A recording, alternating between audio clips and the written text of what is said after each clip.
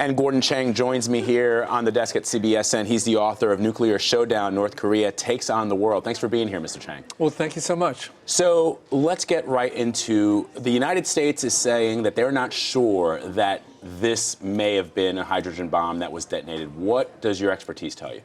My sense is that this was a simple atomic weapon. It might have been boosted with a hydrogen isotope, but I don't think it was an H-bomb as we understand that term. You know, there are a couple of clues, and one of them is that the initial reading is that this was a 6-kiloton device. That's important because the 2013 detonation, the last one, was also 6 kilotons. Now, we won't know for quite some time. As a matter of fact, in 2013, we sent our sniffer planes up and down the North Korean coast for weeks.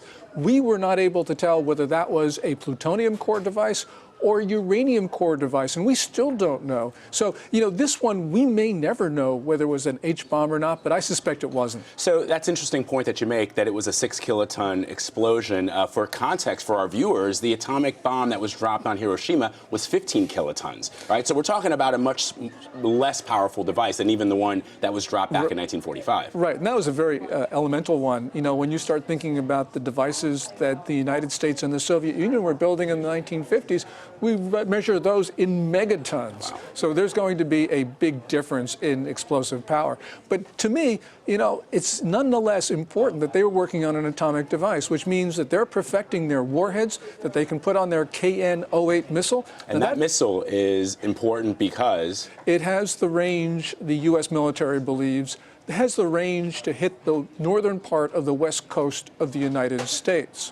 Now, this missile has not been tested, but nonetheless, it's derivative of a Soviet design from all that we can tell, so it doesn't need to be tested. The North Koreans probably can put a warhead on top of that missile, launch it to the United States, and, you know, our missile defense system is rudimentary. So this, I think, is very close to a present threat.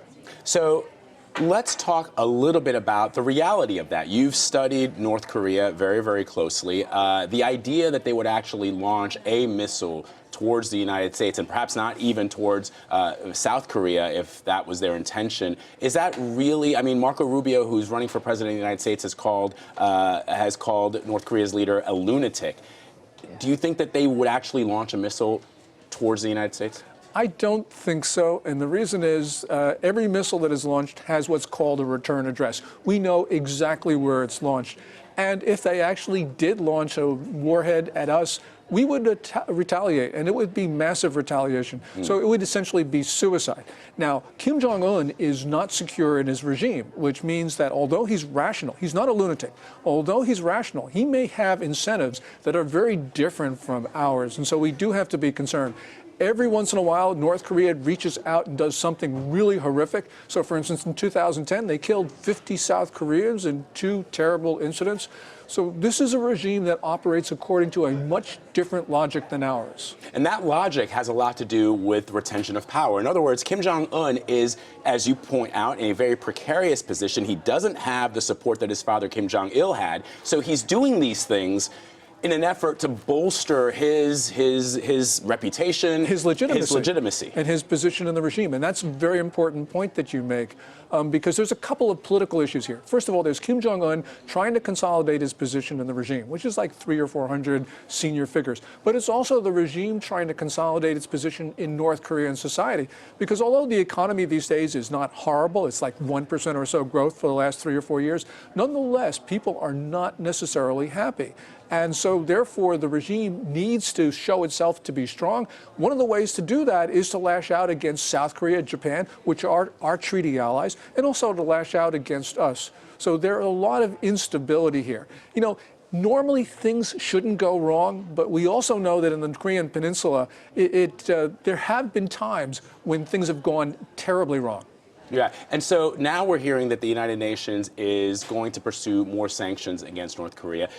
have sanctions worked? I mean, and there's a lot of politicians out there on the campaign trail now, and they're talking about, this has failed Obama, Clinton presidency. The North Koreans first detonated a nuclear explosion underground in 2006. George W. Bush was president. The Pakistanis launched their first nuclear device when Clinton was president. I mean, does it really matter who's in the Oval Office, and do these sanctions work? Because clearly North Korea is pursuing this line of trying to gain a nuclear weapon. Yeah, the failure in Washington with regard to North Korea has been bipartisan. This administration and the two previous ones have failed where they shouldn't have failed. And so we're dealing with a situation which is not a Democratic or a Republican one. It's just the consensus about how to deal with North Korea is wrong. Now, look, yes, we're not sanctioned out on North Korea. We can impose more. But more important than putting on sanctions is enforcing the ones that we have. Also, I think the United States needs to put pressure on our allies, South Korea, have a very difficult conversation about what's called this Kaesong Industrial Park, where South Korean businesses are involved in North Korea, shovel a lot of money to the regime.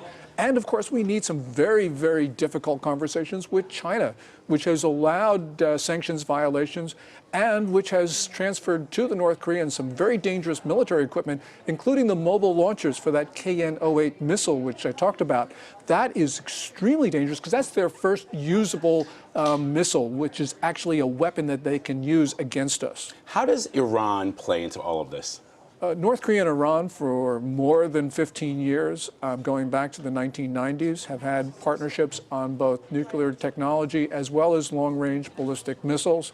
The North Koreans, every time that they have detonated a device, the first 3 times, Iranian technicians were on site in North Korea. I think we're going to learn that today was the 4th time. They were there. They are part of what we're seeing happening in North Korea. Absolutely. And this is also true for all of North Korea's long-range ballistic missile tests. Iranians were on site. We have this Iranian nuclear deal. And yes, the Iranians probably don't have a nuclear weapon on Iranian soil, but they've got it in North Korea. So this means that we need to look at this not just as an Iran problem or a North Korea problem. We need to look at this on a consolidated basis. It's an interesting discussion. Would love to keep it going. I just have one last question before we wrap.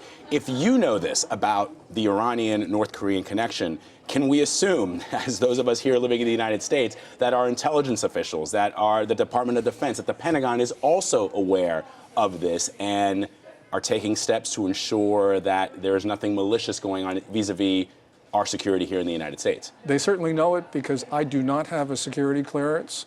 But, it's not an issue of what we know, because I think we know these things. It's an issue of political will and what the various administrations will do to stop the North Korean program. As I mentioned, there's bipartisan failure. And although we may know a lot of what's going on, we haven't had the political will to stop it. Gordon Chang, thank you very much for a fascinating discussion. Appreciate it. Thank you.